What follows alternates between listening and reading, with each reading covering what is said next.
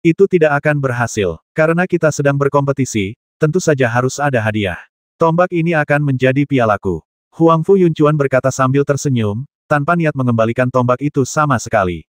Wajah Ying Xinghe tampak jelek, dan matanya tertuju pada Huang Fu Yunchuan. Dia ingin segera meninggalkan tempat terkutuk ini, tetapi dia enggan meninggalkan tombaknya. Lagi pula, tombak itu adalah senjata yang sangat berharga, berisi sisa jiwa binatang purba. Bila dikombinasikan dengan setetes darah ibel di tubuhnya, ia dapat melepaskan kekuatan 12 kali lipatnya. Jika dia kehilangan tombak ini, kekuatan Ying Xinghe akan sangat berkurang. Lagi pula, jika dia bahkan tidak bisa mendapatkan kembali senjatanya, itu akan menjadi kehilangan muka yang sangat besar. Bahkan jika dia kalah dari Huang Fu Yunchuan, setidaknya dia harus mendapatkan kembali senjatanya. Apa? Qin adalah negara yang wilayahnya luas dan kekayaannya melimpah, tetapi kamu bahkan tidak sanggup menyerahkan senjata. Wang Qingsong tertawa sinis. Ketika beberapa penguasa kerajaan melihat pihak lain tidak mau mengembalikan tombak itu, mereka saling berpandangan dan bersiap menyerang bersama untuk memaksa Huang Fu Yunchuan mengembalikan tombak itu. Melihat ini, Wang Qingsong segera melangkah maju. Dia tidak takut sama sekali. Seluruh tubuhnya dipenuhi dengan kekuatan dan dia benar-benar menekan para penguasa kerajaan itu. Hal ini membuat Raja Pingbei dan lainnya merasa semakin tertekan. Jelaslah bahwa Wang Qingsong juga seorang pria kuat yang menyembunyikan kekuatan aslinya. Auranya sendiri sudah cukup untuk menekan orang kuat kerajaan itu. Ini menunjukkan bahwa dia telah menyembunyikan banyak kekuatan saat bertarung dengan Raja Pingbei tadi. Tentu saja, Raja Pingbei tidak menggunakan kekuatan penuhnya, dia hanya menguji. Jika kau menginginkan tombak itu, caranya sangat mudah. Selama salah satu dari kalian yang jenius dapat mengalahkanku, tombak itu akan dikembalikan kepadamu. Kata Huang Fu Yunchuan. Ying Xinghe sangat marah dan ingin melawan Huang Fu Yunchuan lagi, tetapi dia melihat seorang pria bergegas keluar dan tiba di hadapan Ying Xinghe. Itu Shen Fan. Seseorang berseru, dengan gembira dan gembira. Pria berlengan satu Shen Fan menonjol dari kerumunan, dengan ekspresi dingin dan berpengalaman di wajahnya, matanya menatap tenang ke arah Huang Fu Yunchuan. Melihat Shen Fan berperang, Raja Pingbei dan yang lainnya merasa lega. Dengan kekuatan yang ditunjukkan Shen Fan dalam pertempuran Tianjiao sebelumnya, itu sangat meyakinkan. Meskipun Ying Xinghe bukan tandingan Huang Fu Yunchuan, jika Shen Fan mengambil tindakan, dia mungkin memiliki peluang besar untuk mengalahkannya. Tentu saja, itu hanya kemungkinan. Bagaimanapun, kekuatan yang ditunjukkan oleh Huang Fu Yunchuan cukup kuat, dan mengalahkan Ying Xinghe adalah bukti terbaiknya. Apakah Jiu Guo benar-benar sepi? Mereka benar-benar membiarkan orang yang setengah cacat pergi berperang. Huang Fu Yunchuan menatap Shen Fan, matanya tertuju pada lengan kanannya yang terbuka sejenak, lalu berkata dengan heran. Kamu terlalu banyak bicara. Shen Fan berkata dengan dingin, menghunus pedang panjang di belakangnya dan memegangnya di tangan kirinya. Hampir pada saat Shen Fan menggenggam pedang, sosoknya muncul di belakang Huang Fu Yunchuan. Sangat cepat, Huang Fu Yunchuan terkejut, lalu berbalik dan menunjuk. Goresan-goresan itu kuat dan bertenaga, seolah-olah seorang kaligrafer hebat tengah menulis dengan sekuat tenaganya, dan menyentuh ujung pedang Shen Fan tanpa halangan apapun. Benturan antara ujung pena dan ujung pedang, percikan tinta, dan luapan energi pedang, tiba-tiba permukaan laut meledak terus-menerus, dan napas yang menggila menyapu ke segala arah. Huang Fu Yunchuan melangkah mundur, tetapi Shen Fan tidak bergerak sama sekali, ekspresinya masih dingin, seolah-olah dia sama sekali mengabaikan lawan di depannya. Adegan ini membuat semua orang di kota Haiyue bersorak dan merasa sangat gembira. Wang Qingsong mengerutkan kening, merasa ada sesuatu yang salah. Adapun gadis itu, dia memiringkan kepalanya dan meliriknya dengan ekspresi tertarik. Tidak buruk, gadis itu berkata, dan tidak jelas apakah dia sedang mengevaluasi Shen Fan atau pertarungan antara keduanya. Pedang yang cepat sekali. Huang Fu Yunchuan menahan senyumnya dan berkata. Shen Fan tidak mengatakan apapun, tampak sangat diam. Dia menyerang lagi, pedangnya secepat angin, secepat guntur. Huang Fu Yunchuan memegang pena di tangannya dan mengetuk di depannya, memercikkan tinta dan membentuk segel besar. Menekan, segel itu melesat keluar dan menuju langsung ke arah Shen Fan dengan momentum yang mencengangkan. Sayangnya, Shen Fan terlalu cepat. Dalam sekejap, sosok Shen Fan menghilang, segelnya jatuh ke udara, dan tidak ada yang diperoleh. Merasakan bahaya, Huang Fu Yunchuan menghindar ke samping tanpa menoleh. Sebuah pedang menyapu, menebas bahu Huang Fu Yunchuan dengan tipis, memotong pakaiannya dan hampir mengiris bahunya. Hal ini membuat Huang Fu Yunchuan ketakutan hingga ia berkeringat dingin. Dia akhirnya menyadari bahwa lawan di depannya bukanlah orang biasa dan bahkan lebih sulit dihadapi daripada Ying Xinghe yang ganas dan kejam. Wang Qingsong khawatir ketika dia melihat Huang Fu Yunchuan ditekan. Dia sangat menyadari kekuatan dan kelemahan prajurit Konfusianisme. Aliran Konfusianisme memiliki banyak cara untuk menghadapi lawan yang agresif, keras dan suka mendominasi seperti Ying Xinghe. Tetapi akan sulit bagi para pendekar Konfusianisme untuk menghadapi lawan seperti Shen Fan, yang gerakan tubuh dan keterampilan pedangnya luar biasa cepat. Ini bukanlah lawan yang bisa mereka hadapi dengan baik.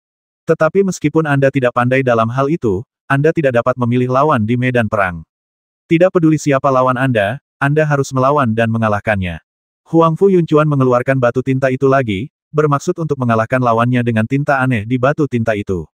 Hati-hati, semua orang di kota Haiyue memperingatkan, setelah melihat kengerian tinta, mereka tidak ingin melihat Shen Fan jatuh ke dalam perangkapnya dan dikalahkan. Tinta berubah menjadi gelombang tinta, dan jangkauannya bahkan lebih besar daripada saat digunakan melawan Ying Xinghe. Ia menyapu dan menutupi Shen Fan dari segala arah. Ini dilakukan agar Shen Fan tidak punya tempat untuk bersembunyi dan membatasi sosoknya yang tidak dapat diprediksi. Shen Fan tetap acuh tak acuh, mata rohaninya terbuka, dan cahaya yang bersinar langsung memperlambat kecepatan gelombang tinta. Memanfaatkan kesempatan ini, Shen Fan menghindar dan meninggalkan area yang dicakup molang.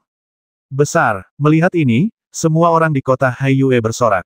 Dan ekspresi Huang Fu Yunchuan menjadi lebih buruk. Pergi, batu tinta yang melayang di depannya terbang keluar, menjatuhkan tirai cahaya yang menyelimuti Shen Fan. Tubuh Shen Fan tiba-tiba terasa kaku, dia merasa seperti terjebak dalam rawa, tidak bisa bergerak. Kamu kalah, Huang Fu Yunchuan berkata dengan dingin, dan ujung penanya menyerang Shen Fan, siap untuk mengamankan kemenangan. Tetapi pada saat ini, situasinya berubah lagi. Pedang di tangan Shen Fan tiba-tiba mengeluarkan aura yang mencengangkan dan melesat langsung ke langit. Kapan? Pedang panjang itu menebas batu tinta dengan ganas, dan batu tinta itu pun roboh akibat ledakan energi pedang. Shen Fan melanjutkan gerakannya dan muncul di belakang Huang Fu Yunchuan dalam sekejap. Lengan baju kanannya yang kosong terikat erat di leher Huang Fu Yunchuan. Adegan ini membuat wajah Wang Qingsong berubah warna seketika, dan semua orang di kota Haiyue bersorak. Huang Fu Yunchuan merasa sulit bernafas karena tenggorokannya terbelit erat oleh lengan baju Shen Fan. Dia tidak ragu bahwa laki-laki ini akan mencekik tenggorokannya jika dia melakukan gerakan yang tidak biasa. Pada saat ini, pedang panjang itu terbang kembali dan dimasukkan ke dalam tas pedang di punggung Shen Fan. Dan di tangan kiri Shen Fan, dia memegang batu tinta yang telah terjatuh. Kamu kalah. Shen Fan tampak acuh tak acuh, memegang batu tinta aneh itu dengan satu tangan.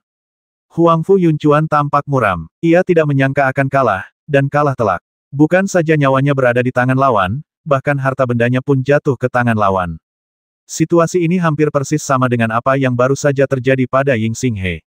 Segala sesuatunya berubah seiring waktu, dan pembalasan akan datang dalam sekejap mata. Bagus. Kemenangan yang indah. Sangat memuaskan. Lihat apakah orang ini masih sombong. Orang-orang Nanaha tidak lebih dari itu. Di dalam kota Haiyue, semua orang bersorak, memuji Shen Fan dan juga mengejek Huang Fu Yunchuan yang ditangkap oleh Shen Fan. Huang Fu Yunchuan tidak berkata apa-apa, mengepalkan tinjunya, dan wajahnya penuh dengan kengganan.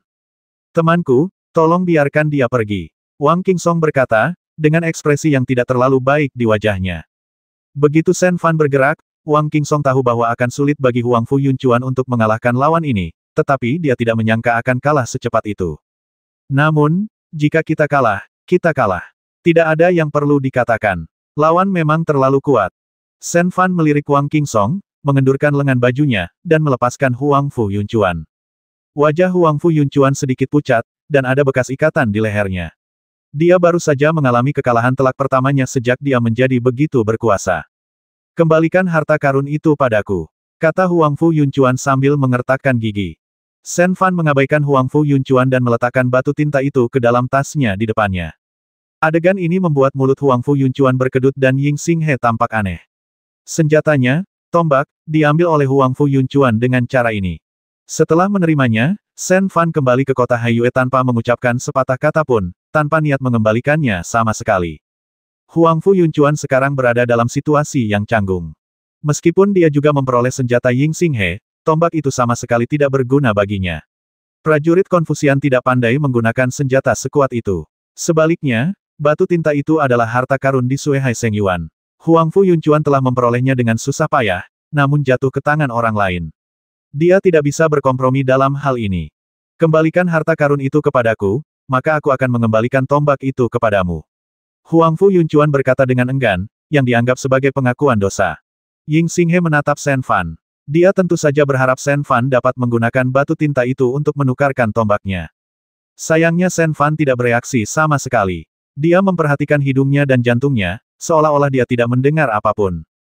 Huangfu Yunchuan mendengus dingin bahkan jika kamu mendapatkan batu tinta itu tidak berguna. Kembalikan padaku dan aku akan berhenti.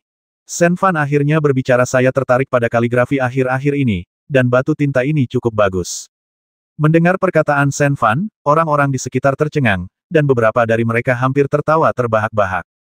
Shen Fan mengucapkan kata-kata ini dengan nada serius, yang cukup untuk membuat orang marah setengah mati.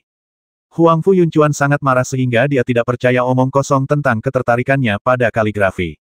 Temanku, tolong kembalikan harta karun itu. Bagaimana kalau kita berdua mengalah? Wang Qingsong juga angkat bicara dan meminta batu tinta untuk Huangfu Yunchuan. Raja Pingbei mendengus dingin, apakah kau tahu bagaimana perasaanmu sekarang? Aku baru saja memintamu mengembalikan tombak itu, mengapa kau tidak melakukannya? Huangfu Yunchuan dan Wang Qingsong keduanya merasakan sensasi terbakar di wajah mereka. Mereka benar-benar tidak menduga bahwa pembalasan akan datang secepat itu.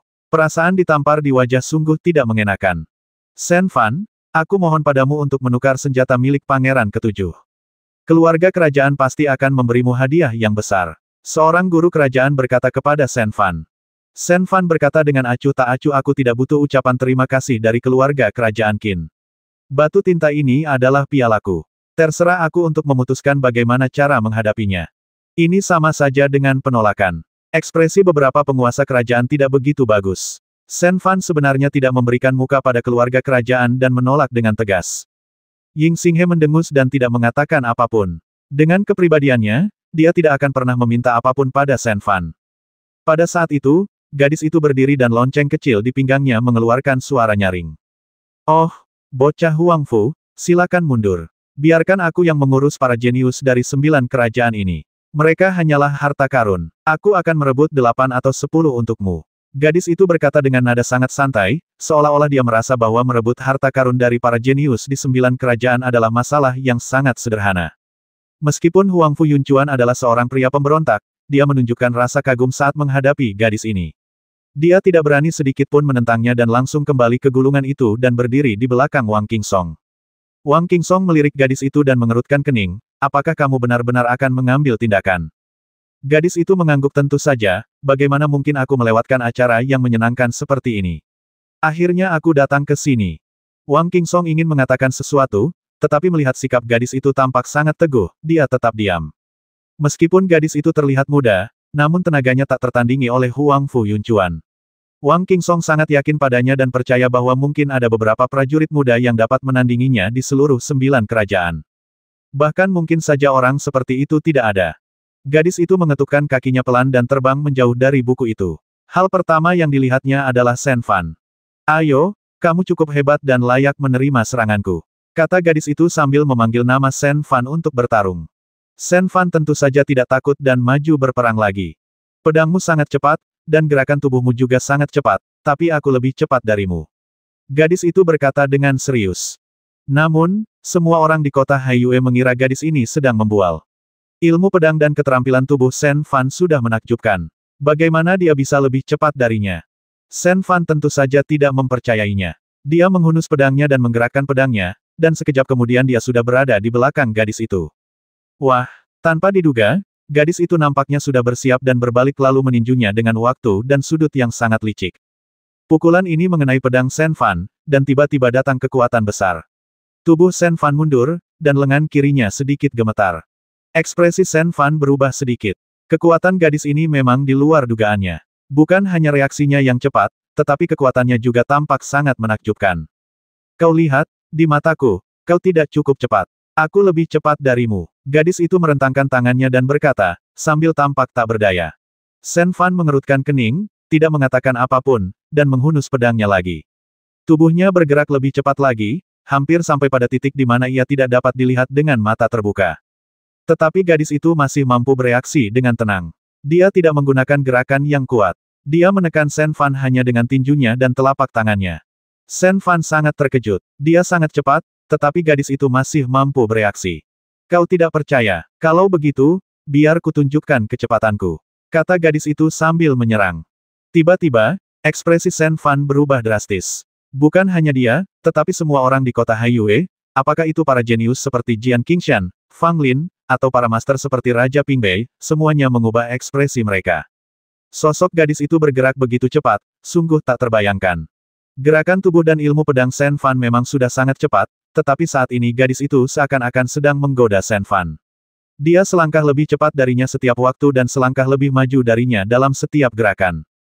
Dengan cara ini, Shen Fan benar-benar dirugikan dan ditekan. Hati Shen Fan bergetar ketakutan. Ia mengira ia telah mencapai tingkat pencapaian yang sangat tinggi dalam hal kecepatan. Melihat para jenius di 9 negara, sangat sedikit pemuda yang mampu menyainginya dalam kecepatan. Tapi gadis di depanku ini terlihat begitu muda, namun memiliki kecepatan yang sangat mengerikan, sungguh tidak terbayangkan. Shen Fan tahu jika dia terus seperti ini, dia akan berada dalam situasi yang lebih pasif, dan dia harus mengekang kecepatan mengerikan gadis itu.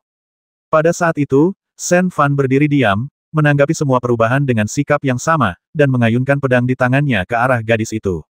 Sinar pedang, yang cukup kuat untuk mencekik seseorang, menyambar dengan kecepatan yang sangat cepat. Sekalipun gadis itu menghindar, ia tak dapat lolos dari kejaran sinar pedang itu.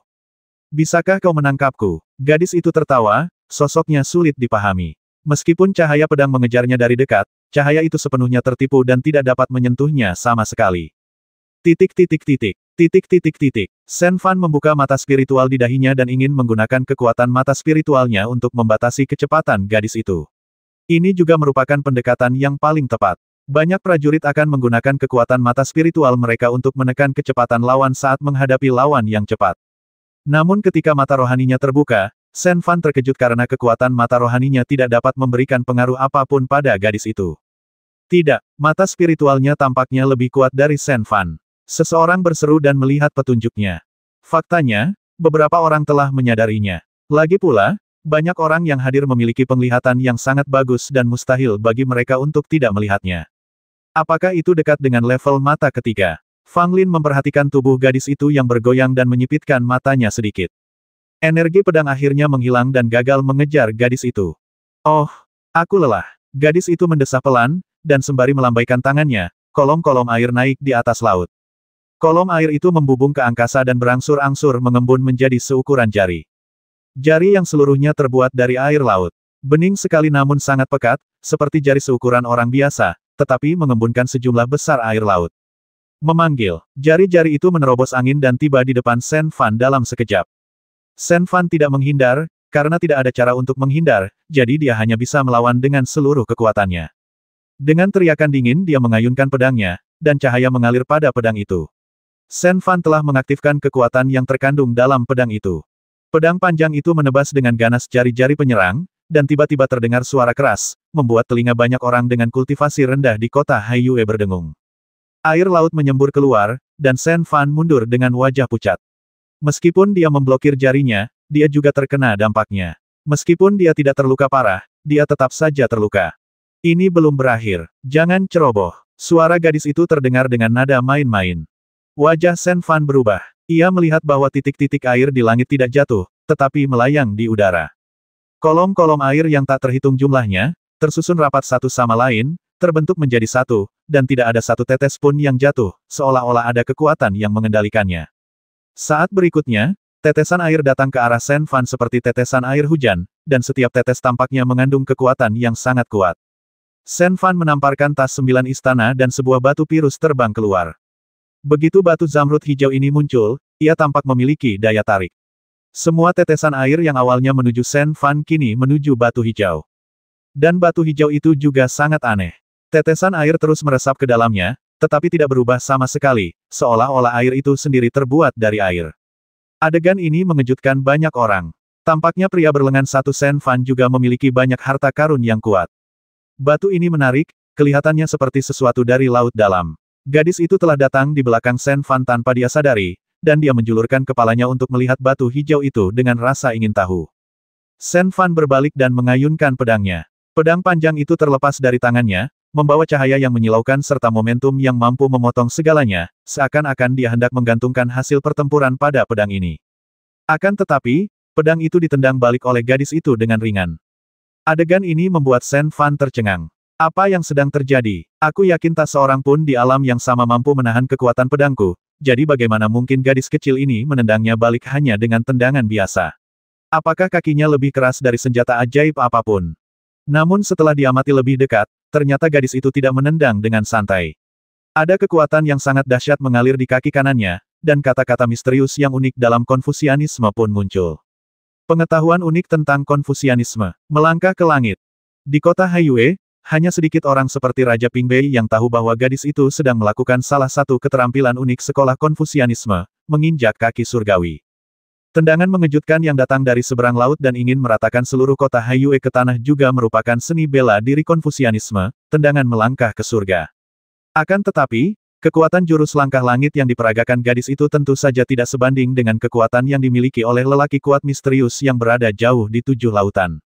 Akan tetapi, meskipun dilakukan pada tingkatan gadis, ia dengan mudah mematahkan pedang Shen Fan yang menentukan hasil pertempuran. Ini menunjukkan kekuatan dan ketangguhan seni bela diri ini. Shen Fan menggenggam pedang panjang yang terbang kembali, ekspresinya sangat jelek. Dia sudah mengerti bahwa dia bukan tandingan gadis ini. Wilayah kekuasaan sang pendekar belum tentu lebih tinggi darinya, namun kekuatan mereka memang tidak setara. Di antara 9 negara, apakah ada orang-orang kuat di luar sana? Mengapa tidak menyerang mereka semua bersama-sama, jadi aku tidak perlu memburu mereka satu persatu. Gadis itu tidak menyerang Shen Fan lagi, tetapi malah melihat ke arah kota Haiyue dan berbicara. Begitu kata-kata ini diucapkan, semua orang di kota Haiyue menjadi marah, bahkan mereka yang pemarah pun tidak dapat menahannya lagi. Apa yang sedang terjadi? Apakah Anda akan menantang semua orang jenius di kota Haiyue sendirian? Sekalipun kamu sangat mampu, kamu tidak bisa bersikap berlebihan seperti itu. Bukankah ini terlalu menghina? Bahkan Fang Lin pun terkejut dengan kata-kata berani gadis itu. Dia juga mengakui kalau gadis itu sangat kuat, bahkan lebih kuat dari Shen Fan, tapi kalau dia bilang bisa menantang semua jenius di kota Haiyue, itu agak keterlaluan. Gadis, kamu terlalu sombong. Shen Fan berkata dengan dingin. Dia marah dan ingin bersaing dengan gadis itu lagi. Gadis itu tampak polos dan berkata, aku benar-benar ingin menantang kalian semua. Jika kalian merasa mampu, berdiri saja. Terlalu sombong. Aku sangat marah. Siapa yang bisa menghukum gadis sombong ini? Betapa menjijikkannya. Semua orang di kota Haiyue marah dan angkat bicara. Gadis kecil, meskipun kamu kuat, kamu terlalu sombong, bukan? Ye Mengxian berkata dengan ekspresi dingin. Gadis itu meletakkan kedua tangannya di pinggul dan berkata dengan sangat tidak puas, aku tidak dipanggil gadis kecil. Aku punya nama. Namaku Yin Wuyan. Haha, bukankah guru seniormu mengajarkanmu untuk rendah hati? Menjadi begitu sombong dan angkuh hanya akan menyebabkan kerugian besar. Ye Mengxian berkata sambil mencibir, seolah ingin mengambil tindakan. Gadis Yin Wuyan memiringkan kepalanya dan berpikir sejenak, saya hanya ingat guru berkata bahwa hanya orang yang mampu yang bisa membanggakan diri. Saya pikir saya harus mampu. Semua orang di kota Haiyue sangat marah. Yin Wuyan tampak begitu polos, tetapi sesungguhnya, dia sangat menyebalkan. Berhentilah bicara omong kosong. Bukankah kau menantang kami semua? Kalau begitu jangan salahkan kami karena menindasmu karena jumlah kami yang banyak. Teriakan keras terdengar, dan Putri Yunlan yang pemarah terbang keluar tembok kota dan langsung menuju Yin Wuyan. Wah, kakak cantik sekali. Yin Wuyan berkata dengan mata berbinar ketika dia melihat Putri Yunlan. Putri Yunlan pun tak tanggung-tanggung, ia menatap Yin Wuyan dari atas sampai bawah. Penampilanmu juga lumayan, kenapa kau tak ikut aku saja, aku akan mengajakmu makan makanan lezat. Semua orang di kota itu tercengang oleh kata-kata Putri Yunlan, dan kemudian mereka semua menunjukkan ekspresi aneh. Wang Qingsong dan Huang Fu Yuncuan pada gulungan itu juga memiliki ekspresi aneh. Aku tidak percaya ini. Tuanku berkata bahwa kita tidak bisa hanya mengikuti orang lain. Tidak peduli apakah itu laki-laki atau perempuan. Yin Wuyan berkata dengan sangat serius. Putri Yunlan berkata dengan nada meremehkan, membosankan sekali. Karena kamu tidak mau mengikutiku, jangan salahkan aku karena menindasmu. Sebelum dia menyelesaikan kata-katanya, Putri Yunlan melangkah dan jejak kaki melesat keluar. Yin Wuyan terkekeh, dan dengan ketukan kakinya yang ringan, jejak kaki pun terbentuk. Ledakan. Kedua jejak kaki itu bertabrakan, kaki bertemu kaki. Namun pada saat berikutnya, hasilnya sungguh mencengangkan. Putri Yunlan melangkah mundur berulang kali, wajahnya penuh keterkejutan, tetapi Yin Wuyan tetap tenang dan kalem, seolah-olah itu semudah mengangkat kakinya dan merentangkan tangannya. Gadis kecil yang kekuatannya luar biasa. Putri Yunlan berkata diam-diam. Sekuat apapun dia juga dikejutkan oleh gadis yang bernama Yin Wuyan. Melihat Shen Fan yang tidak jauh darinya, Putri Yunlan akhirnya mengerti mengapa orang ini begitu sulit dihadapi. Yin Wuyan ini memang kuat, bukan karakter biasa dan sangat sulit dihadapi. Kakak, dan lelaki di sana yang kehilangan tangan, datanglah bersama-sama. Yin Wuyan melambaikan tangannya dan berkata, meskipun tidak ada kesombongan atau pemberontakan dalam ekspresinya, itu tetap saja membuat orang merasa marah. Shen Fan dan Putri Yunlan tidak memiliki keraguan. Yin Wuyan jelas bukan seseorang yang bisa mereka hadapi sendirian. Mereka harus bergabung untuk memperoleh kesempatan mengalahkannya. Pada saat ini, kedua jenius itu bergabung untuk melawan Yin Wuyan. Baik Shen Fan maupun Putri Yunlan telah mempertahankan rekor tak terkalahkan dalam pertempuran kebanggaan kota Haiyue sebelumnya, tanpa kalah sekalipun. Kekuatan mereka tentu tidak perlu diragukan lagi. Tidak seorang pun yang meragukan kekuatan kedua orang ini. Tidak peduli di pasukan mana mereka ditempatkan, mereka dapat dianggap yang terbaik. Tetapi pada saat ini, mereka berdua bergabung untuk menghadapi Yin Wuyan. Terlepas dari apakah Yin Wuyan dikalahkan pada akhirnya, rekor seperti itu sudah cukup menakjubkan.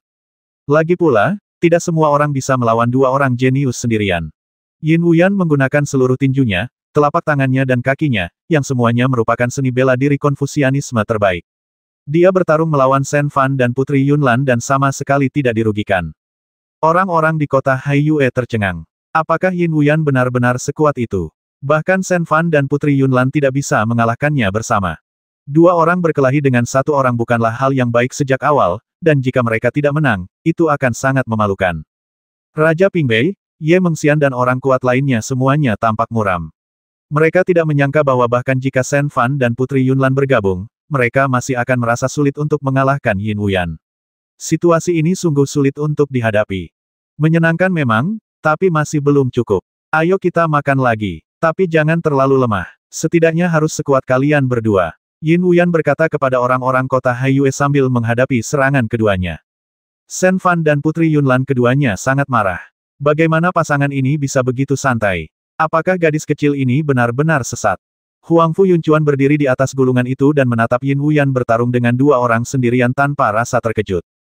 Sebagai murid dari orang yang paling berkuasa di tujuh lautan, jika Yin Wuyan tidak memiliki sedikit saja kekuatan ini, maka dia tidak layak menjadi murid dari orang hebat itu. Wang Qingsong tampak puas. Meskipun Yin Wuyan bukan murid Akademi Suci Suehai, dia juga penduduk asli tujuh lautan. Cukuplah menggembirakan bahwa tujuh lautan mereka memiliki generasi muda jenius yang begitu kuat, yang mampu melampaui para jenius dari 9 negara. Terlebih lagi, tidak hanya ada satu orang jenius seperti Yin Wuyan di Qihai. Ada beberapa orang lain yang tidak kalah dengan Yin Wuyan sama sekali. Inilah kekuatan sejati dan aspek mengerikan dari Qihai. Saya tidak berbakat, tetapi saya juga ingin mempelajari keterampilan si ajaib tujuh lautan. Jian Qingshan terkekeh, dan energi pedang membelah langit dan langsung menuju ke arah Yin Wuyan. Yin Wuyan segera menjadi waspada dan bergerak untuk menghalangi energi pedang, namun didorong kembali sedikit. Wah, kamu tampaknya sangat kuat. Yin Wuyan sempat terpukul mundur, namun menjadi lebih bersemangat karena serangan Jian Qingshan. Para prajurit dari 9 negara juga sangat bersemangat, dengan ekspresi keterkejutan yang tak terlukiskan di wajah mereka. Shen Fan, Putri Yunlan, dan Jian Qingshan, 3 orang jenius, berhadapan dengan Yin Wuyan. Barisan seperti itu sudah mengerikan, tetapi itu hanya digunakan untuk menghadapi gadis kecil seperti Yin Wuyan. Sekalipun mereka menang, 9 kerajaan tidak akan memperoleh kejayaan. Jika mereka kalah, 9 negara akan kehilangan muka dan tidak akan mampu mengangkat kepala. Mereka akan ditertawakan oleh 7 lautan untuk entah sampai kapan. Terlepas dari menang atau kalah, 9 kerajaan telah kehilangan muka. Hanya dengan mengalahkan Yin Wuyan mereka dapat terhindar dari rasa malu. Ketiga jenius itu masing-masing menampilkan kemampuan khusus mereka. Pertarungan mereka merupakan seni bela diri tingkat tinggi, dan kekuatan mereka tak terlukiskan. Ledakan, teknik Konfusianisme menginjak langit digunakan lagi, dan Yin Wuyan memaksa mundur ketiga jenius itu dengan satu kaki, menunjukkan semangatnya yang tak terkalahkan. Jian Qingshan dan 2 orang lainnya memiliki ekspresi serius.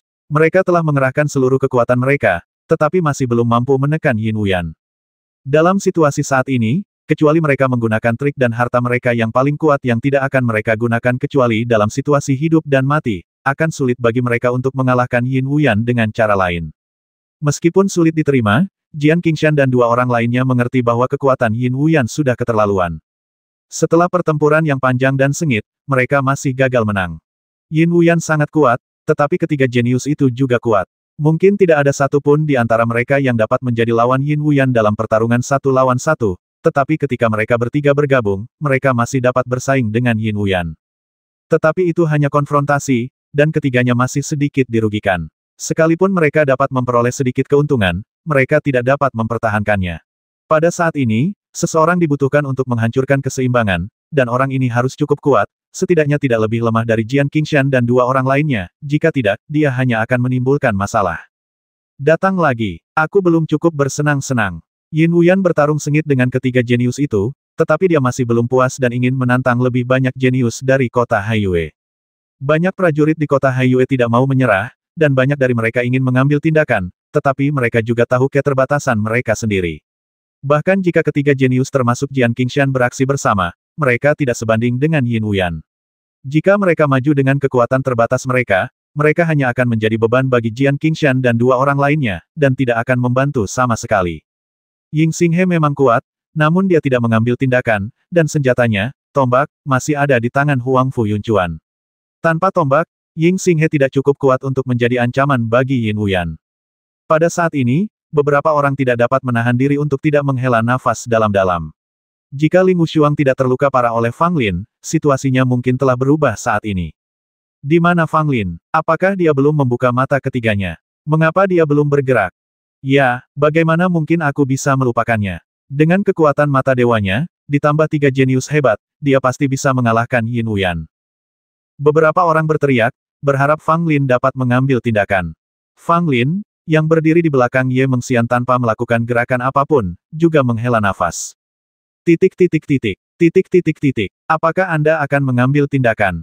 Ye Mengxian melirik Fang Lin dan bertanya. Fang Lin mengangguk dan berkata sambil tersenyum meskipun aku takut akan masalah, aku tidak bisa membiarkan orang-orang Qihai menertawakanku. Ye Mengxian tidak menghentikannya. Dia juga berharap Fang Lin akan mengambil tindakan. Sekalipun jumlahnya lebih banyak dari yang lemah, itu sudah cukup asalkan dia bisa mengalahkan Yin Wuyan. Pada saat ini, Fang Lin melangkah maju, memegang tombak tulang Xuan Haijiao di tangannya, pakaian tempur kilin menutupi seluruh tubuhnya, dan topeng kilin yang ganas muncul di wajah Fang Lin. Begitu dia menyerang, dia berada dalam kondisi terkuatnya, tanpa keraguan apapun. Ketika Fang Lin tiba, ketiga jenius itu sedikit terkejut, tetapi mereka tidak terlalu memikirkannya dan terus menyerang Yin Wuyan. Saat Yin Wuyan menanggapi dengan tenang, dia melihat seorang pria mengenakan topeng kilin muncul. Dia pun sangat tertarik dan menunjuk Fang Lin. Begitu dia menunjuk, sebuah jari cahaya datang ke arahnya. Fang Lin melancarkan serangan dengan tinju kilin untuk menangkis jari cahaya. Namun dia juga berulang kali mundur, dan darah di tubuhnya bergejolak, yang membuat Fang Lin sangat ketakutan. Sungguh kekuatan yang dahsyat. Fang Lin berkata diam-diam, dengan ekspresi serius di wajahnya di balik topeng. Hanya setelah bertarung dengan Yin Wuyan seseorang dapat benar-benar menghargai betapa kuatnya dia. Hah, Vena spiritual tingkat 8. Dengan alam yang begitu rendah, kau masih berani datang dan bertarung denganku. Kau memiliki keberanian yang besar, tetapi sayangnya kekuatanmu terlalu lemah. Yin Wuyan berhadapan dengan serangan ketiga jenius, dan di saat yang sama dia memiliki waktu luang untuk berbicara dengan Fang Lin. Tampaknya dia tidak terlalu peduli dengan Fang Lin dalam kata-katanya. Fang Lin mendengus dingin, kamu terlalu banyak bicara. Dengan kakinya di langit ke-9, Fang Lingxing muncul di belakang Yin Wuyan seperti hantu. Yin Wuyan juga sangat cepat. Dia segera berbalik dan menendang ke arah Fang Lin. Fang Lin tidak berani ceroboh. Seni bela diri terkuat yang pernah ditunjukkan Yin Wuyan adalah jejak kaki surgawi. Dapat dikatakan bahwa semua kemampuannya berbasis pada kakinya. Energi dan darah di tubuhnya melonjak, dan dengan tambahan kekuatan tulang monster kilin, Fang Lin melancarkan pukulan kilin terkuat. Wah, saat tinju dan kaki saling beradu, lengan Fang Lin menjadi mati rasa dan ia hampir kehilangan kesadaran. Yin Wuyan juga tidak terlalu santai. Dia mundur sedikit dengan ekspresi terkejut di wajahnya. Tinjumu sangat keras, Yin Wuyu berkata dengan heran.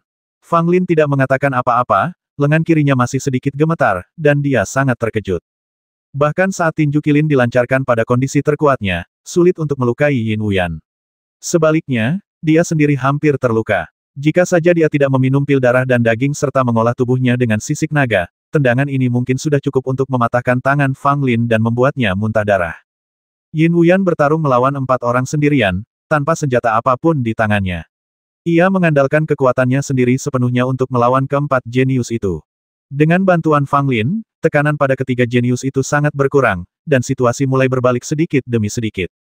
Meskipun Yin Wuyan kuat, bertarung melawan keempat jenius di saat yang sama tidak lagi semudah sebelumnya, dan ekspresi serius yang langka muncul di wajahnya. Meski begitu, Yin Wuyan tetap tak terkalahkan. Asal dia menggunakan kaki penginjak langit, keempat jenius itu pasti akan mundur dan tidak berani menghadapinya secara langsung. Kalian berempat benar-benar punya keterampilan. Aku mulai menganggapnya serius. Yin Wuyan berkata dengan napas sedikit terengah-engah, dada kecilnya naik turun. Mendengar kata-katanya, keempat jenius dan semua orang di kota Haiyue tercengang. Mungkinkah Yin Wuyan belum serius dalam pertempuran sampai sekarang? Jadi, kalau dia serius, dia bakal jadi seberapa menyimpang. Bukankah ini terlalu dibesar-besarkan? Sungguh tak tahu malu. Putri Yunlan mencibir, berpikir bahwa Yin Wuyan sudah tidak punya banyak hal lagi untuk ditahan dan mustahil baginya untuk menjadi lebih kuat. Fang Lin, di sisi lain, mengerutkan kening, matanya menunjukkan ekspresi serius. Yin Wuyan cemberut, aku serius, kalian berempat bisa membiarkanku menggunakan semua kekuatanku. Begitu dia selesai berbicara, aura Yin Wuyan tiba-tiba berubah, rambut hitamnya beterbangan, dan aura kekerasan berkecamuk.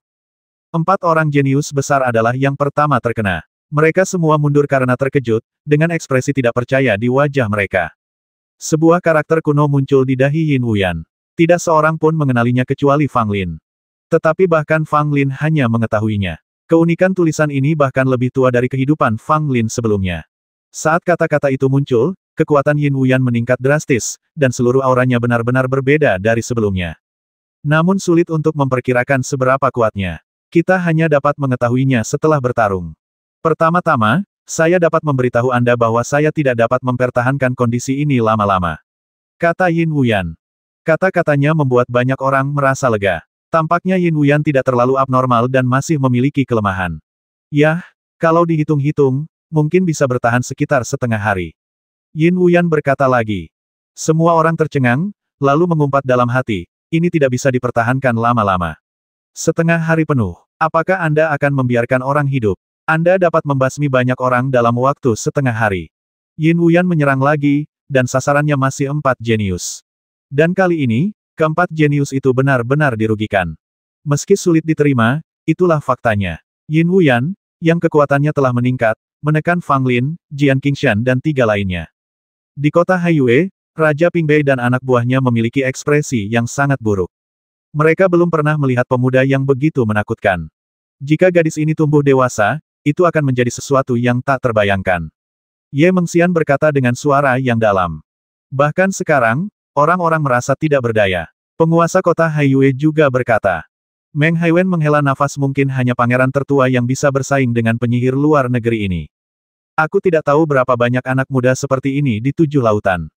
Jika dia satu-satunya, tidak apa-apa. Tetapi jika ada lebih banyak lagi. Raja Pingbei tidak menyelesaikan kata-katanya, tetapi maksudnya sudah sangat sederhana. Fang Lin dan ketiga rekannya bergabung untuk melawan Yin Wuyan, tetapi mereka masih belum mampu menang. Di dalam kota Haiyue, banyak prajurit memiliki ekspresi muram di wajah mereka. Sekalipun mereka memenangkan pertempuran ini, 9 negara akan kehilangan muka. Beberapa jenius menyerang bersama-sama, tetapi tidak mampu mengalahkan seorang gadis kecil dari Qihai. Ini sungguh menggelikan. Banyak prajurit dari 9 kerajaan tidak dapat menahan keraguan di hati mereka. Apakah 9 kerajaan benar-benar lemah, atau kekuatan 7 lautan jauh melampaui harapan semula? 4 orang jenius hebat telah bergabung. Jika masih sulit mengalahkan mereka, apakah dibutuhkan lebih banyak orang untuk mengambil tindakan? Aku tidak bisa terus seperti ini. Fang Lin berkata dalam hati. Pada saat itu, Fang Lin membuka mata ketiga di depan dahinya tanpa keraguan. Berdengung. Tiba-tiba, di atas langit, energi spiritual berkumpul dan membentuk sebuah mata besar, menatap segala sesuatu di dunia. Suatu kekuatan yang dahsyat dan agung tercurah dari Tianmu, meliputi area seluas ribuan mil. Saat Tianmu muncul, Wang Qingsong dan Huang Fu Yuncuan pada gulungan itu tiba-tiba berubah warna. Benar saja, seseorang di kota Haiyue telah membuka mata ketiganya sebelumnya, dan ternyata itu adalah orang ini. Wang Qingsong menatap Fang Lin dan berkata dengan nada serius. Huang Fu Yuncuan tercengang, dia hanya berada di tingkat ke-8 pembuluh darah spiritual, tetapi dia dapat membuka mata surgawinya. Bagaimana ini mungkin? Wang Qingsong menggelengkan kepalanya dan berkata, tidak ada yang mustahil. Dia mungkin memiliki beberapa kesempatan istimewa. Bagaimanapun, Ada banyak misteri di negeri 9 kerajaan. Meskipun dia berkata demikian, Wang Qingsong sendiri juga cukup terkejut. Membuka mata ketiga di alam nadi spiritual adalah sebuah mukjizat di antara mukjizat-mukjizat lainnya. Bahkan di 7 lautan yang luas, tempat terdapat banyak orang jenius, tidak ada pejuang Vena spiritual yang dapat membuka mata ketiga. Pada saat ini, Tianmu Fanglin terbuka, dan Yin Wuyan adalah orang pertama yang terpengaruh oleh kekuatan Tianmu. Tubuhnya dibatasi dan kekuatannya sendiri ditekan. Untuk sesaat, Yin Wuyan tampak sulit dan langsung terpuruk, sedangkan keempat jenius memperoleh keuntungan besar. Kekuatan mata ketiga sulit ditolak bahkan oleh seseorang sekuat Yin Wuyan. Lagi pula, bahkan dia belum membuka mata ketiganya. Otang pembawa sial, otang pembawa sial. Aku hampir bisa membuka mata ketigaku, tapi kau ternyata lebih cepat dariku. Bagaimana seseorang bisa membuka mata ketiga di level spiritual Vein? Yin Wuyan berkata dengan marah karena dia kalah. Fang Lin tersenyum tipis, dan mengejar kemenangan.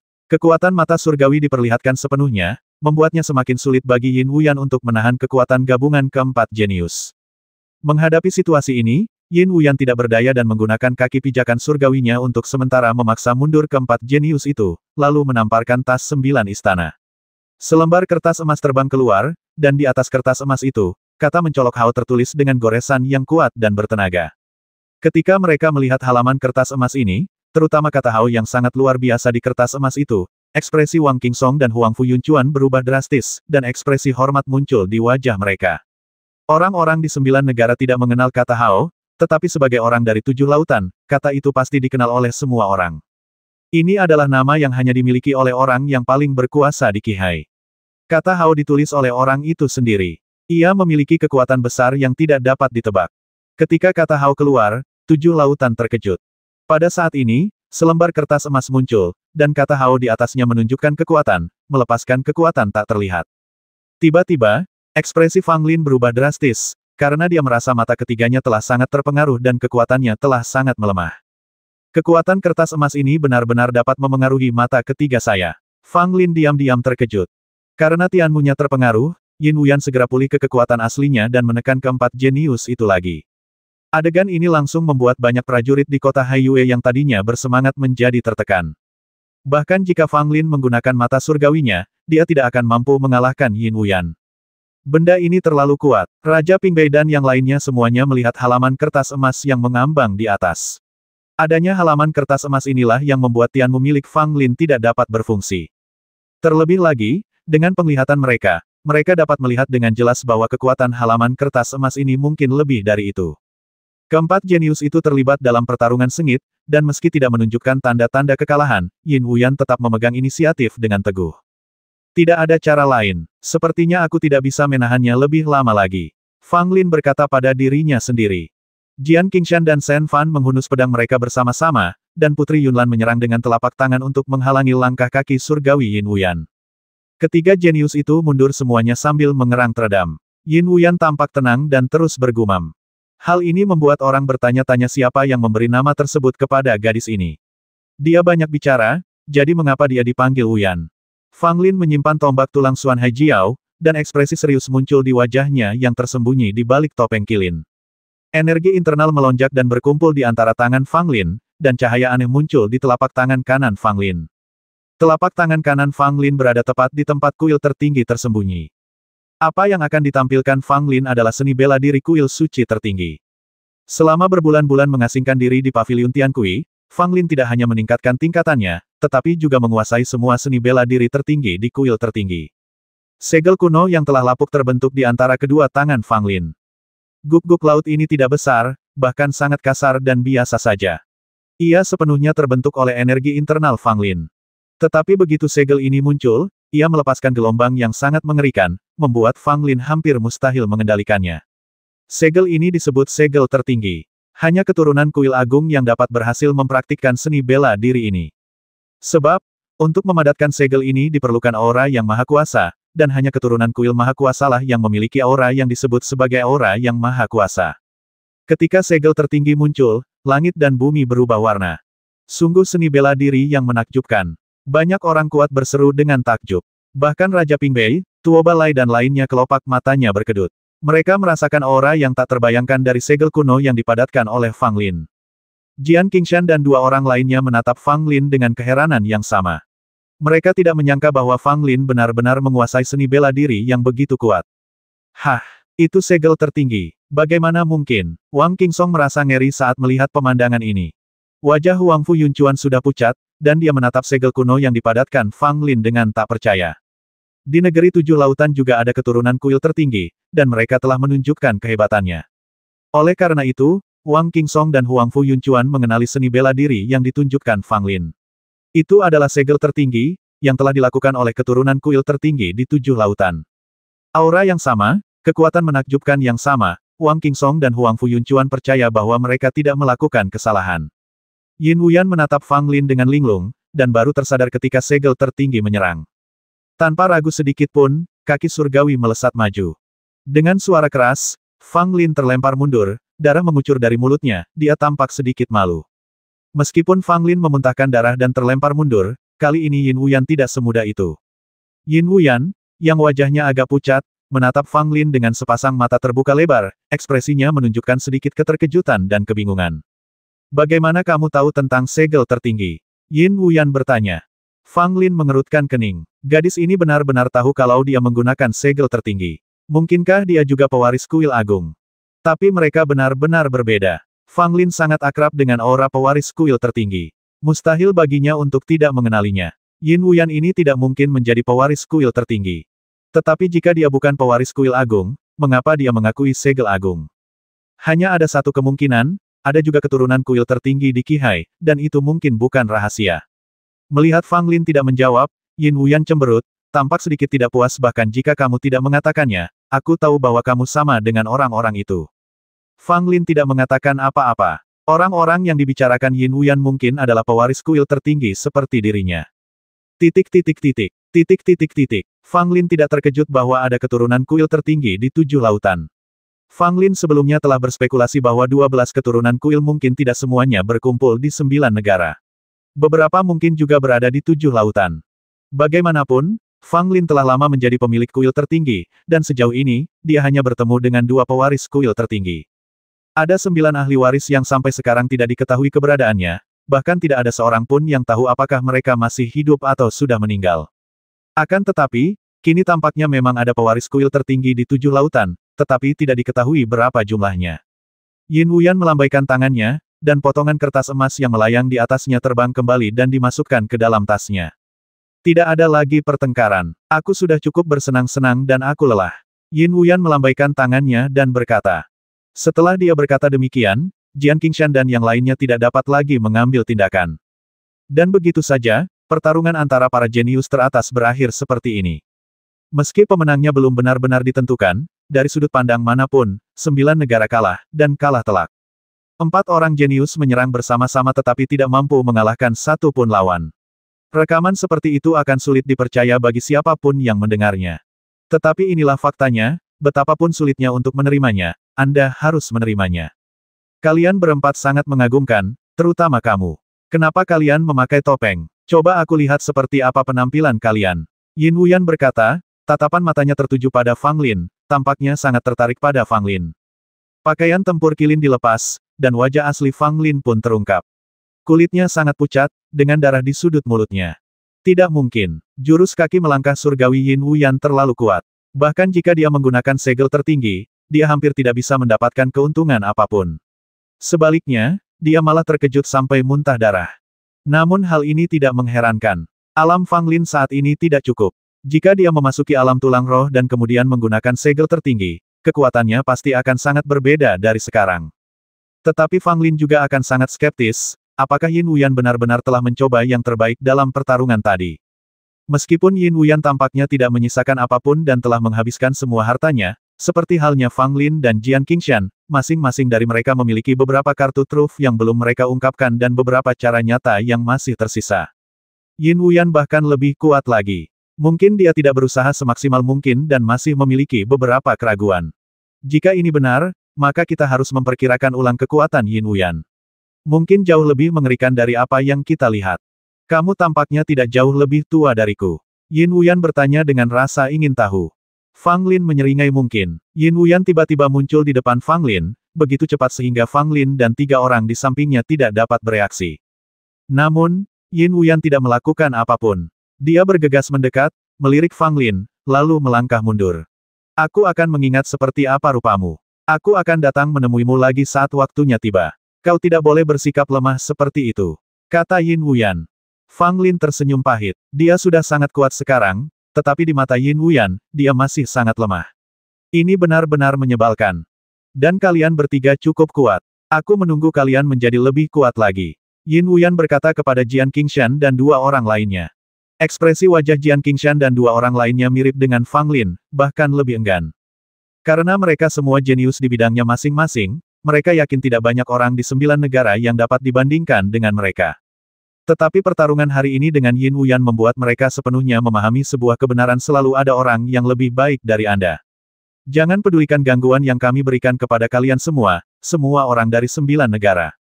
Kami akan pergi sekarang, Wang Qingsong berkata, dan Yin Wuyan juga kembali ke buku. Tunggu, Ying Xinghe berdiri, wajahnya muram, menatap Huang Fu Yunchuan. Serahkan tombak itu, Ying Xinghe berkata dengan dingin. Senjatanya masih di tangan mereka. Bagaimana dia akan membiarkan mereka pergi seperti ini? Tidak hanya itu, beberapa penguasa kerajaan keluar bersama-sama dan menghalangi jalan Wang Qingsong dan 2 orang lainnya. Meng Haiwen dan penguasa kota Haiyue tidak bisa hanya duduk di sana dan menonton. Lagi pula, mereka berdua adalah orang-orang kuat dari negara Qin, dan saat ini mereka harus membantu pangeran ketujuh Ying Xinghe. Haha, apakah kamu ingin menjaga kami bertiga? Wang Qingsong berkata sambil tersenyum, tetapi senyumnya sedikit dingin. Aku tidak ingin menahan kalian bertiga. Aku hanya berharap kalian dapat menyerahkan tombak pangeran. Selama kalian menyerahkannya, aku akan membiarkan kalian pergi dan aku tidak akan mempersulit kalian. Meng Haiwen berkata dengan acuh tak acuh. Huang Fu Yunchuan berkata dengan marah lalu mengapa kamu tidak menyerahkan hartaku? Batu tintanya telah diambil oleh Shen Fan, jadi wajar saja jika dia tidak tega berpisah dengannya. Kami tidak bernegosiasi dengan Anda sekarang. Meng Haiwen berkata dengan suara dingin, dengan sedikit keagungan yang terpancar darinya. Ekspresi Wang Qingsong dipenuhi amarah, tetapi dia bukan tipe orang yang tidak bisa melihat situasi dengan jelas. Dia tahu bahwa harta karun yang mulia pangeran ketujuh tidak dapat diambil, jika tidak, keluarga kerajaan Qin tidak akan menyerah. Kalau mereka benar-benar membawanya pergi dengan paksa, kemungkinan besar akan terjadi pertempuran berdarah, dan pihak kita akan selalu menjadi pihak yang menderita. Bukankah itu hanya tombak yang patah? Aku akan memberikannya padamu. Yin Wuyan berkata dengan acuh tak acuh. Berikan pada mereka. Wang Qingsong mengatakan hal yang sama kepada Huang Fu Yunchuan, memilih untuk berkompromi dan menyerah. Huang Fu Yunchuan sangat frustrasi. Bukan saja ia tidak bisa mendapatkan kembali harta bendanya, tetapi ia juga kesulitan untuk mempertahankan harta rampasan yang telah diperolehnya dengan kerja keras. Bagaimana ini bisa terjadi? Namun, Huang Fu Yunchuan juga mengerti bahwa mereka kalah jumlah. Sekalipun Yin Wuyan adalah seorang pendekar kuat yang mengalahkan para jenius dari 9 negara, dan Wang Qingsong juga seorang ahli Konfusianisme, mereka tidak akan memiliki kesempatan untuk melarikan diri dengan mudah. Huang Fu Yunchuan menyerahkan tombak itu dan menatap Shen Fan di kejauhan dengan ekspresi kesal. Namun, Shen Fan memiliki ekspresi dingin di wajahnya, dan sama sekali tidak berniat mengembalikan batu tinta itu. Ayo pergi, Wang Qingsong berteriak pelan dan mengarahkan gulungan itu ke arah luar negeri. Wang Qingsong dan 2 orang lainnya pergi begitu saja. Di atas lautan luas, di atas sebuah gulungan yang terbang di udara, gadis Yin Wuyan duduk di sana, mengayunkan kakinya ke depan dan ke belakang seperti yang dilakukannya saat dia datang, dan lonceng kecil di pinggangnya mengeluarkan suara yang menyenangkan dari waktu ke waktu. Sebaliknya, Huang Fu Yunchuan tampak murung, dan jelas masih kesal karena kehilangan harta yang berharga. Bukan hanya dia, Wang Qingsong juga sangat tidak senang. Batu tinta yang hilang merupakan harta karun di Akademi Suci Suehai. Siapapun akan merasa tidak nyaman jika hilang seperti ini. Penatua Wang, apakah kita akan kembali seperti ini? Huang Fu Yunchuan berkata dengan ekspresi enggan di wajahnya. Wang Qingsong meliriknya, menghela napas, dan menepuk bahunya hanya ini jalan keluarnya. Mari kita kembali ke Qihai dulu. Mengenai batu tinta, kita akan membuat rencana nanti. Mendengar ini, Huang Fu Yunchuan mengepalkan tinjunya dan diam-diam berkata pada dirinya sendiri bahwa ketika dia kembali ke 9 kerajaan di masa depan, dia akan membuat orang-orang terkutuk di 9 kerajaan itu membayar 2 kali lipat. Bukankah itu hanya batu tinta yang pecah? Apakah perlu repot-repot mengurusnya?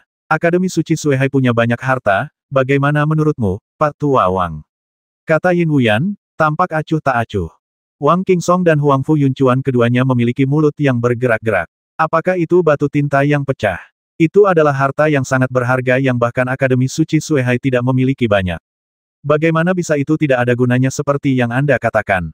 Titik titik titik. Titik titik titik. Benar sekali, benar sekali. Suehai Seng Yuanku memiliki latar belakang keuangan yang kuat dan tidak akan peduli dengan untung atau rugi harta karun. Wang Qingsong tidak berani membantah Yin Wuyan dan hanya bisa mengatakan ini. Huang Fu Yunchuan bahkan tidak berani mengatakan apapun. Batu tinta itu memang tidak berarti apa-apa bagi Yin Wuyan, tetapi bagi Huang Fu Yunchuan, itu seperti nyawanya. Dia mungkin akan merasakan sakit itu untuk waktu yang lama.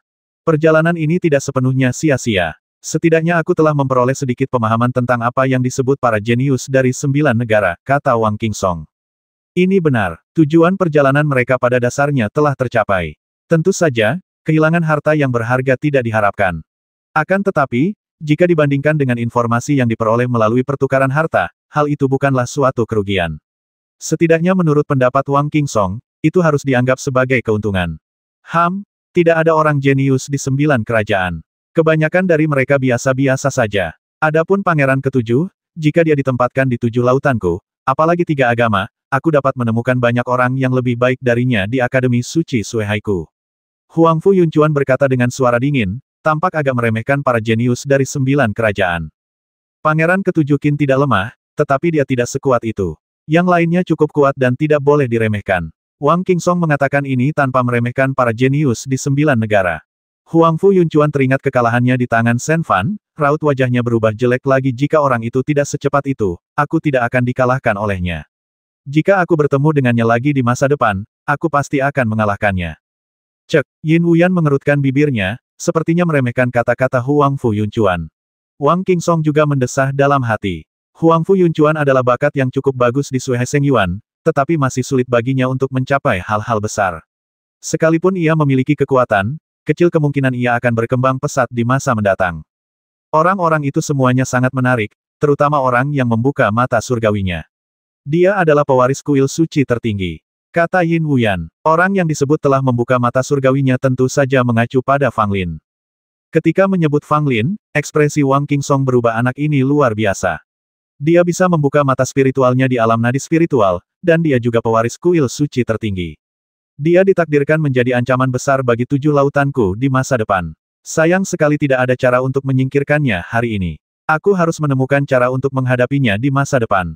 Jika dia pewaris kuil tertinggi, orang-orang itu pasti sangat tertarik padanya. Setelah kita kembali, kita akan menyebarkan berita tentang bocah ini, dan seseorang mungkin akan mencari masalah dengannya. Kata Huang Fu Yunchuan sambil mencibir. Wang Qingsong mengangguk, berpikir bahwa apa yang dikatakan Huang Fu Yunchuan masuk akal. Sekarang tampaknya tidak ada seorang pun di 9 kerajaan yang layak mendapat perhatian lebih. Meskipun 3 kaisar sangat kuat, aku memiliki tokoh-tokoh besar di 7 lautan yang dapat menghadapi mereka.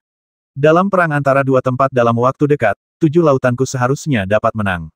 Kata Huang Fu Yunchuan. Anda terlalu optimis. Kekuatan 9 kerajaan tidak sesederhana yang terlihat di permukaan. Selain 3 kaisar, ada banyak tokoh kuat di 9 kerajaan. Selain itu, para jenius 9 kerajaan yang telah kita lihat tidak dapat mewakili kekuatan semua jenius 9 kerajaan. Wang Qingsong berkata dengan nada serius. Bukankah Qi Haiku pernah mengalahkan 9 kerajaan sebelumnya? Sekarang Qi Haiku lebih kuat dan seharusnya bisa mengalahkan 9 kerajaan dengan lebih mudah. Huang Fu Yunchuan bertanya dengan bingung. Yin Wuyan berkata dengan enteng, Qi Hai tidak pernah mengalahkan 9 kerajaan. Kalian hanya anak-anak yang mengatakan bahwa kalian telah mengalahkan 9 kerajaan. Huang Fu Yunchuan tampak tak berdaya dan berkata, aku lebih tua darimu, bukankah tidak pantas jika kau mengatakan bahwa aku anak kecil? Namun, kata-kata Yin Wuyan sulit diterima oleh Huang Fu Yunchuan, karena di Akademi Suci Suehai, dia selalu dipengaruhi oleh fakta bahwa Qi Hai telah mengalahkan 9 kerajaan. Dia selalu percaya bahwa Qi Hai lebih kuat dari 9 kerajaan sejak dia masih kecil. Benar sekali, meskipun ada beberapa perang antara kedua tempat itu, sebagian besar berakhir dengan situasi kalah-kalah. Qi Hai tidak pernah menang sekalipun, sementara Jiu Guo telah unggul dalam beberapa perang dan memperoleh beberapa keuntungan, kata Wang Qingsong. Sebagai seorang lelaki tua di Akademi Suci Suehai, dia tentu tahu tentang masa lalu. Dia tidak merasa nyaman saat membicarakan hal itu. Bagaimanapun, ini merupakan suatu hal yang memalukan di masa lalu bagi Qi Hai. 9 kerajaan begitu kuat. Aku, Qi Hai, Belum pernah menang sekalipun. Bagaimana ini mungkin? Huang Fu Yuncuan bertanya dengan tidak percaya. Wang Qingsong menghela nafas air di 9 kerajaan jauh lebih dalam dari yang kita duga. Suasana di kota Haiyue tampak agak menyedihkan. Keajaiban 7 lautan muncul, dan dengan kekuatan mereka sendiri, mereka menekan 4 keajaiban lainnya, termasuk Jian Qingshan, dan memberikan pukulan berat bagi banyak prajurit di kota Haiyue. Apakah Qihai telah menjadi begitu kuat selama bertahun-tahun ini sehingga seorang gadis acak yang dikirim ke sini dapat mengalahkan begitu banyak jenius dari 9 kerajaan? Aduh, kali ini aku benar-benar kehilangan muka. Aku benar-benar tidak mau menerima ini. Mungkin tidak seburuk itu. Yin Wuyan mungkin adalah jenius teratas di 7 lautan. Apapun yang terjadi, kita tetap kalah kali ini. Banyak orang membicarakannya. Ada yang pesimis, ada yang tidak mau menerima kekalahan, dan ada pula yang menganggap kekalahan ini tidak terlalu serius. Setidaknya hal itu membuat 9 negara tahu bahwa ada tokoh kuat seperti Yin Wuyan di Qihai. Adapun pertempuran para jenius, tentu saja terus berlanjut, tetapi karena begitu banyak hal yang terjadi, baik para jenius yang ikut serta dalam pertempuran maupun para prajurit yang menonton pertempuran tampak kehilangan semangat, dan pertempuran itu berakhir dengan tergesa-gesa. Pada titik ini, 50 orang jenius teratas telah diumumkan.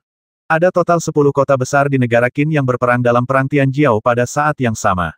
Hanya 50 orang yang dapat ditinggalkan di setiap kota, dan kemudian berkumpul di ibu kota Qin untuk putaran perang Tianjiao berikutnya.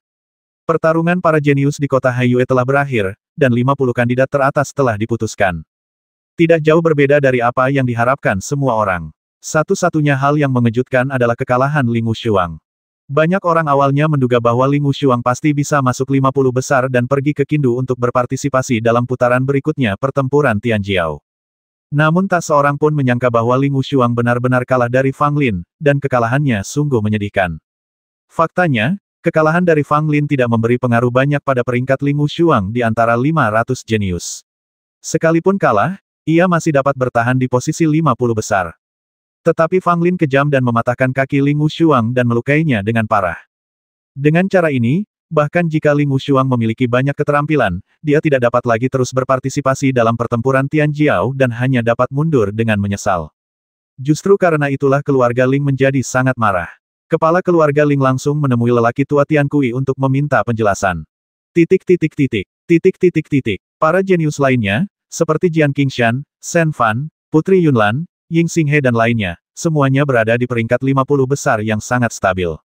Dan yang menduduki peringkat pertama adalah Jian Qingshan. Jian Qingshan tidak pernah kalah dalam satu pertandingan pun dan telah mengalahkan lawan kuat Ying Xinghe, sehingga dia menduduki peringkat pertama. Meskipun Shen Fan dan Putri Yunlan tidak pernah kalah dalam pertandingan, di antara lawan yang mereka kalahkan, tidak ada yang sekuat Ying Xinghe, jadi ia menduduki peringkat setelah Jian Qingshan. Ada satu orang yang peringkatnya tak terduga tinggi, dan dia adalah Fang Lin. Peringkat Fang Lin berada tepat setelah Jian Qingshan, dan dia bahkan di depan Shen Fan dan Putri Yunlan. Alasannya sederhana, Fang Lin mengalahkan Ling Wushuang, lawan yang sangat kuat, dan tidak pernah kalah dalam satu pertandingan pun, sehingga ia mampu menduduki peringkat ini. Meskipun beberapa orang keberatan dengan peringkat tinggi Fang Lin, setidaknya sebagian besar prajurit berpikir bahwa tidak ada yang salah dengan peringkat ini. Terutama setelah Fang Lin membuka mata surgawinya, kekuatannya sulit dijelaskan dengan akal sehat. Dia bahkan bertarung melawan Yin Wuyan bersama 3 jenius lainnya, yang cukup membuktikan kekuatannya. Fang Lin juga merupakan satu-satunya jenius yang masuk dalam peringkat 10 besar dalam hal alam fena roh. Selain Fang Lin, yang lain dalam 10 besar semuanya berada di alam tulang roh. Pertempuran di kota Haiyue berakhir, dan para prajurit dari segala arah meninggalkan kota Haiyue satu demi satu. Kota Haiyue yang dulunya ramai dengan penduduk, akhirnya sedikit demi sedikit kembali tenang. Sebagian besar dari 500 orang jenius meninggalkan kota Haiyue, sementara mereka yang berada dalam peringkat 50 teratas tinggal di kota Haiyue untuk sementara waktu. Hampir segera setelah pertempuran para jenius berakhir, berita tentang pertempuran antara para jenius kota Haiyue dan para jenius 7 lautan menyebar ke seluruh 9 negara. Pada awalnya, banyak orang di 9 negara menganggap hal itu tidak dapat dipercaya. Bagaimana mungkin hanya 2 atau 3 orang dari Qihai dapat menekan para jenius kota Haiyue sampai-sampai mereka tidak dapat mengangkat kepala. Namun, seiring makin banyak orang meninggalkan kota Haiyue, makin banyak pula rumor yang tersebar, bahkan ada yang merekam semua yang terjadi saat itu dengan berbagai cara. Baru pada saat itulah para pejuang 9 negara akhirnya mempercayainya. Aku tidak pernah menyangka ada seorang jenius yang begitu kuat di 7 lautan. Satu orang dapat melawan 4 jenius besar dari 9 kerajaan. Ini sungguh memalukan. 4 orang bertarung melawan 1 orang dan mereka tetap tidak bisa menang. Bukankah ini juga bukan kerugian? Tidak kalah. 4 lawan 1, masih bilang tidak kalah. Kalau menang pun tetap memalukan. Sayangnya, Yin Wuyan memang sangat kuat. Dia seharusnya menjadi murid orang terkuat di 7 lautan. Itu Fang Lin, ternyata dia bukan hanya ahli dalam alkimia, tapi juga jenius dalam seni bela diri. Tidak dapat dipercaya, berapa banyak energi yang dia miliki untuk mengurus Dan Dao dan Wu Dao. Membuka mata ketiga di tahap pembuluh darah spiritual. Apakah ada yang pernah mendengar hal seperti itu? Sungguh luar biasa. Saya yakin, tampaknya prestasi masa depan Tuan Fang akan berada di luar imajinasi. Itu belum tentu benar, baik itu seni bela diri maupun alkimia, keduanya luas dan mendalam. Bahkan jika Anda berkonsentrasi pada satu jalur, itu sangat sulit, apalagi jika dia berlatih seni bela diri dan alkimia. Ya, sebenarnya ada cukup banyak orang yang berlatih Danwu, tetapi berapa banyak dari mereka yang dapat mencapai keberhasilan? Semua orang tahu bahwa anak yang pandai dalam suatu hal belum tentu menjadi orang baik ketika ia dewasa. Mungkin ini yang terjadi pada Fang Lin.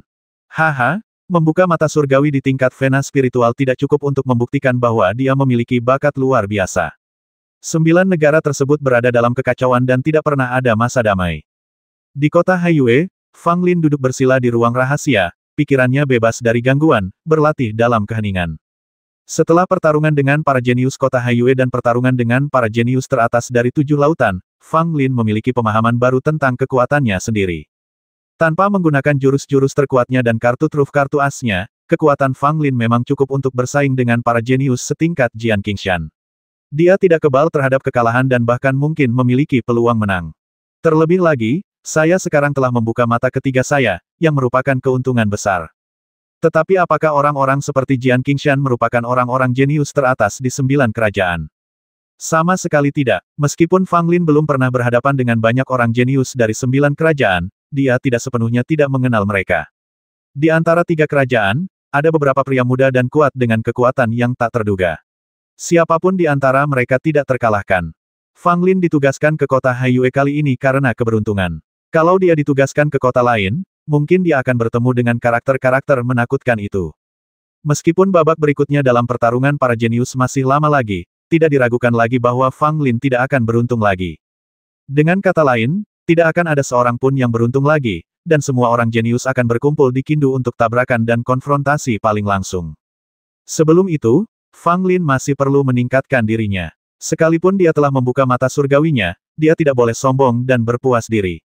Lagi pula, tidak ada seorang pun yang dapat menjamin bahwa di antara banyak orang jenius di 9 negara, tidak ada orang lain yang telah membuka mata surgawi mereka. Ada banyak cara untuk meningkatkannya. Setelah memikirkannya berulang-ulang, Fang Lin memutuskan untuk pergi ke satu tempat. Luka-luka Dugu Nian sudah banyak pulih. Fang Lin memberinya banyak obat kuno, yang membuatnya pulih lebih cepat dari perkiraan semula. Tentu saja, Dugu Nian telah tersingkir, dan Ye Mengxian berencana untuk membawa Dugu Nian kembali ke Paviliun Tian Kui untuk pemulihan. Apakah kau akan pergi ke lembah Ibel kekacauan? Ye Mengxian mengerutkan kening dan menatap Fang Lin.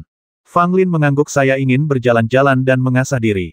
Ye Mengxian berkata dengan khawatir, kau tahu, klan monster akhir-akhir ini sangat gelisah. Meskipun lembah monster Chaos bukanlah benteng monster, namun mungkin telah berubah. Fang Lin berkata, saya hanya berlatih di pinggiran dan tidak akan masuk terlalu dalam. Bahkan jika saya menghadapi bahaya, saya punya cara untuk melarikan diri. Melihat Fang Lin begitu gigih, Ye Mengxian berhenti mencoba membujuknya dan hanya mengangguk setuju. Lembah Ibel kekacauan terletak 8.000 mil di luar perbatasan barat negara Qin. Ini adalah daerah yang jarang penduduknya, tempat para monster berkumpul. Karena letaknya yang terpencil dan perubahan-perubahan yang tengah terjadi pada klan monster, lembah Ibel kekacauan yang awalnya jarang dikunjungi orang, kini makin jarang lagi terlihat prajurit. Di luar lembah Ibel kekacauan, ada sebuah kota, yang juga merupakan satu-satunya tempat di mana orang tinggal dalam jarak 1000 mil. Kota ini disebut kota Hautu. Sejarahnya sebetulnya sudah berusia lebih dari 1000 tahun. Aneh sekali bahwa sebuah kota dekat lembah Ibel kekacauan dapat bertahan selama ribuan tahun. Alasan mengapa tempat ini disebut kota kepala monkey adalah karena di jalan setapak yang mengarah ke kota tersebut, terdapat sebuah prasasti batu yang didirikan oleh seseorang pada waktu yang tidak diketahui. Prasasti batu tersebut tampak seperti seekor monkey yang lincah, dan kepala monyetnya lebih mencolok. Selain itu, Di sekitar tempat itu juga banyak terdapat monkey sehingga diberi nama kota Hautu. Secara normal, kota kepala monyet, yang berada di luar lembah Ibel, seharusnya dihancurkan oleh monster kapan saja. Namun, kota ini telah ada selama 1000 tahun. Kecuali penduduk kota mencari kematian secara tidak sengaja dan memasuki lembah Ibel, mereka jarang sekali bertemu monster. Banyak prajurit datang ke kota Hautu, ingin menjelajahi rahasia kota tersebut, tetapi sepanjang sejarah banyak prajurit datang dengan harapan tinggi tetapi kembali dengan kekecewaan. Titik titik titik. Titik titik titik. Tidak ada yang aneh dengan kota kepala monkey ini. Tidak ada bedanya dengan kota biasa. Paling sering, Anda dapat melihat monkey liar melompat-lompat dan berlarian di seluruh pegunungan. Justru karena kota kepala monkey ini berdekatan dengan lembah Ibel kekacauan dan tidak terpengaruh, maka banyak pendekar yang ingin memasuki lembah Ibel kekacauan akan menggunakan tempat ini sebagai tempat menginap dan beristirahat, lalu kemudian langsung memasuki lembah Ibel kekacauan dari kota kepala monkey ini. Hari ini tidak jauh berbeda dari hari-hari sebelumnya. Banyak prajurit berkumpul di kota Hautu. Ada yang datang terpencar-pencar, ada pula yang datang dari sekte dan kekuatan keluarga tertentu. Ada sebuah tempat di kota itu yang khusus untuk menghibur para prajurit, dan tidak seorang pun prajurit yang datang ke kota Hautu akan bertindak tidak tertib di sini. Meskipun sebagian besar penduduk kota tersebut adalah orang-orang biasa, kota kepala monkey ini juga dilindungi oleh kekuatan-kekuatan besar. Kekuatan yang melindungi kota Hautu adalah negara Qin, yang tidak dapat diprovokasi oleh klan atau keluarga manapun. Meskipun ini adalah lembah Ibel kekacauan yang jauh dari perbatasan Qin, kekuasaan Qin masih meluas di sini dan mengendalikan kota Hautu. Di kota itu, ada ahli Qin yang ditempatkan sepanjang tahun. Siapapun yang berani membuat masalah di sini akan menghadapi kematian di bawah hidung Qin. Sekelompok pemuda dan pemudi berpakaian biru datang dari luar kota. Jumlah mereka seluruhnya ada 13. Yang berjalan di depan adalah seorang pemuda tampan berpakaian brokat. Dia memiliki wajah yang rupawan, postur tubuh yang anggun, dan pedang di pinggangnya sangat luar biasa. Berjalan di samping pria muda yang tampan ini adalah seorang wanita cantik yang juga luar biasa penampilannya. Dia benar-benar mengungguli wanita lain dalam kelompok itu. Berdiri di samping pria itu, mereka tampak sangat serasi. Adik Yao, kita sudah sampai di kota Hautu. Pria tampan itu berhenti, memandang kota yang tenang di depannya, dan berbicara dengan lembut kepada wanita di sampingnya. Kakak senior Zhao, kami datang ke sini secara pribadi tanpa izin dari para tetua. Apakah kami akan dimarahi? Tanya wanita cantik yang dipanggil Suster Junior Yao dengan sedikit khawatir. Kakak senior Zhao tersenyum tipis tidak apa-apa. Tetua ketiga akan memurnikan tungku ramuan baru-baru ini, dan dia membutuhkan beberapa ramuan obat yang sulit ditemukan. Setelah kita datang ke sini untuk melakukan pekerjaan kita dapat menemukan ramuan itu dan membawanya kembali. Dengan cara ini, bahkan jika tetua ketiga ingin memarahi kita, dia tidak akan dapat melakukannya. Kakak senior Zhao benar. Selama kita membawa ramuan obat itu kembali, tetua ketiga pasti tidak akan memarahi kita. Dia bahkan mungkin memuji kita, kata orang-orang di belakangnya. Tetapi kudengar akhir-akhir ini banyak sekali keributan di lembah Ibel kekacauan, dan banyak prajurit yang pergi ke sana telah tewas. Aku khawatir kita akan menghadapi bahaya dalam perjalanan ini, kata orang lain sambil tampak sedikit takut. Kakak senior Zhao tersenyum dan berkata, jangan khawatir. Adik junior Yao dan aku bisa melawan Raja Ibel bersama-sama. Selama kita tidak menghadapi lebih dari 2 Raja Ibel, kita tidak akan mendapat masalah besar. Adik junior Yao pun mengangguk. Dia dan kakak senior Zhao merupakan 2 murid paling menonjol di sekte tersebut. Mereka juga berlatih seni bela diri yang sama. Jika mereka menggabungkan kekuatan, mereka tentu akan punya modal untuk melawan Raja Ibel. Ayo kita masuk ke kota dan beristirahat sejenak, lalu putuskan kapan akan memasuki lembah Ibel kekacauan. Kata kakak senior Zhao. Saat itulah rombongan tiba di kota dan berjalan menuju penginapan yang khusus dibangun untuk para prajurit beristirahat. Beberapa prajurit sudah berkumpul di penginapan. Mereka pada dasarnya adalah prajurit yang tersebar, tanpa latar belakang atau kekuatan. Mereka biasanya bepergian dan melakukan beberapa hal yang berisiko. Meskipun lembah Ibel kekacauan berbahaya, tempat itu juga memiliki banyak manfaat. Para prajurit yang tersebar ini secara alami tertarik pada tempat-tempat seperti itu dan sering mempertaruhkan nyawa mereka untuk memasukinya demi mencari peluang dan keuntungan. Mereka adalah orang-orang dari Lanyumen. Para prajurit yang tersebar di penginapan menatap kakak senior Zhao dan kelompoknya dengan penolakan di mata mereka, dan seseorang berbisik di dalam hatinya. Begitu pula dengan kakak senior Zhao dan yang lainnya, mereka juga memperlihatkan rasa jijik terhadap para pendekar yang berserakan itu, bahkan sedikit arogan. Lagi pula, mereka berasal dari sekte yang kuat dan dianggap sebagai kelompok yang bergengsi dan jujur, jadi wajar saja jika mereka memandang rendah para pendekar individu ini. Seorang pria mengenakan topi bambu sedang duduk di dekat meja di sudut. Sebagian besar wajahnya tersembunyi di balik topinya. Dia berpakaian sederhana dan tampak tidak berbeda dengan prajurit lain yang tersebar. Ketika orang-orang dari Lan Yumen datang, pria bertopi bambu itu hanya melirik mereka lalu mengalihkan pandangan. Kakak senior Zhao, tidak banyak kursi di sini. Orang-orang dari Lan Yumen melihat sekilas dan menemukan bahwa hanya ada 2 meja kosong, tetapi jumlah mejanya ada 13, jadi setidaknya dibutuhkan 3 meja kosong untuk bisa duduk. Kakak senior Zhao memandang orang di sudut dan mendapati dia sedang duduk sendirian di meja. Dia mengernyit sekilas dan mengedipkan mata pada adik kelasnya di belakangnya. Pria itu mengerti dan berjalan ke samping pria bertopi bambu itu dan berkata langsung, "Kakak, bisakah kamu minggir? Sepertinya tidak pantas bagimu untuk menempati meja besar sendirian." Pria bertopi bambu berkata "Oh" dan kemudian tidak ada jawaban. Melihat kejadian itu, raut wajah murid Lan Yumen tiba-tiba berubah dingin, lalu dia menggebrak meja dengan keras, hingga menimbulkan rasa tidak puas di antara para pendekar lain yang hadir. "Kau mendengarku. Aku memintamu untuk minggir. Paling-paling aku akan memberimu beberapa keuntungan. Kau bisa mencari tempat duduk di tempat lain." Murid Lan Yumen berkata dengan nada tidak sabar. Lelaki bertopi bambu itu tertawa, "Manfaat apa yang bisa kudapat?" Murid Sekte Lanyu menunjukkan ekspresi jijik, "Sepertinya kamu hanya berada di tingkat kedua atau ketiga dari urat spiritual. Aku akan memberimu sebotol pil Qinmai. Cepat dan minggirlah." Ketika mereka mendengar tentang pil Qinmai, beberapa prajurit individu lainnya yang hadir memperlihatkan ekspresi bersemangat. Ini adalah pil yang sangat umum digunakan oleh para pejuang Vena spiritual dalam pelatihan mereka, dan itu juga merupakan pil yang sangat dicari. Sangat sulit bagi prajurit individu seperti mereka untuk mendapatkannya. 1030.